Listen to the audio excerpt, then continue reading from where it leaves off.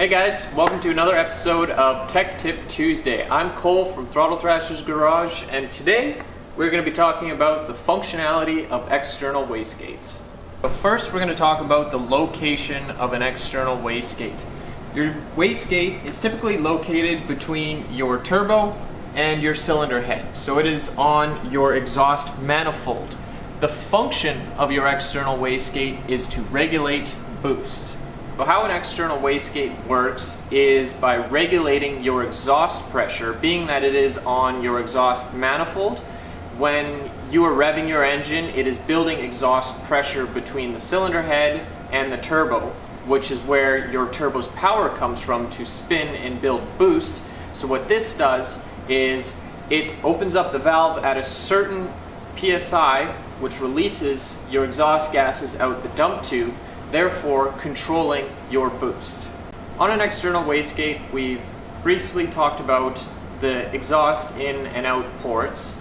Next, there is the vacuum lines. So this is how you regulate the amount of pressure based off of your external spring, which we will get into. I'm going to tear this apart and show you what is inside. But on the outside of the wastegate, you will always see there is a bottom vacuum line and a top vacuum line. So those will typically go to a boost controller, or if you are running your wastegate spring pressure, you will just run one vacuum line to the bottom, which helps assist opening the external wastegate.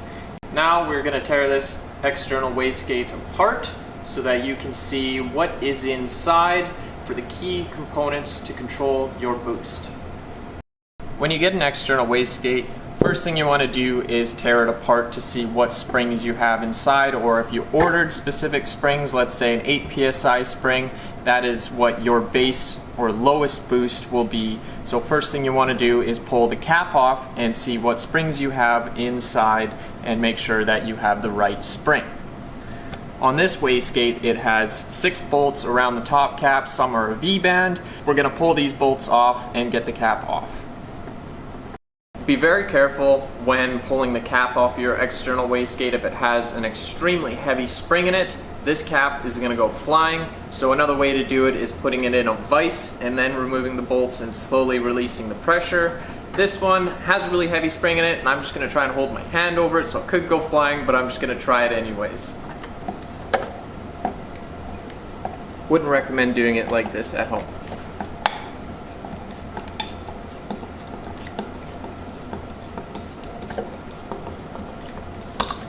Okay, there we go.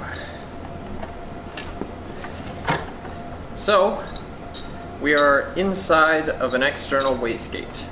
We have the top cap, you have your wastegate spring, and then you have the bottom portion here, which has the valve connected to your diaphragm, which is sealed at the bottom here, at the bottom vacuum line that we talked about. So when I blow, that opens your wastegate.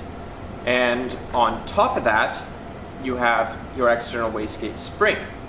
And if it is an 8 psi spring, your boost is going to be regulated to 8 pounds when your vacuum line is hooked up to your intake manifold.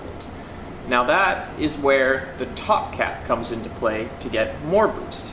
So your top goes on top of the spring, and when it is clamped down, it is sealed between the bottom port here and the top port here.